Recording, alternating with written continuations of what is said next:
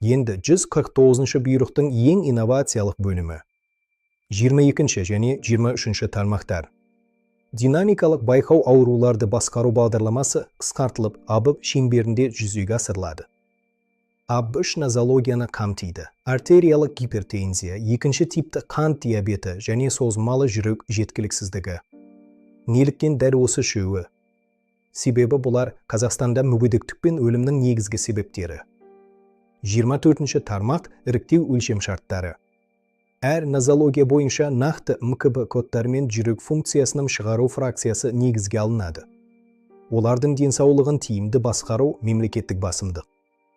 4-ші маңызды өлшемшарт қауіп факторлары бар пациенттер.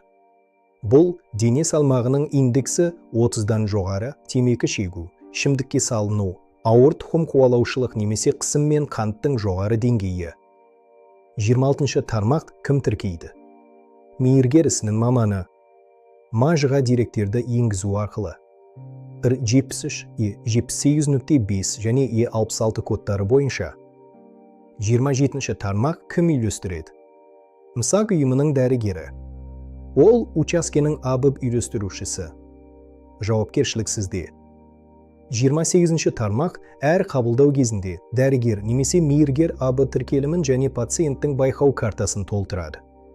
Онда қарау нәтижелері мен терапияны түзету деректері жазылады. 29-ші тармақ КТТ нәтижелері МАЖ-ға автоматты түрде тіркеледі. Ал ақылы немесе басқа ұйымдағы зерттеулерді мейіргер ісі маманы қолмен енгізеді. Күнтізбелік 1 жыл ішіндегі нәтижелер қабылданады.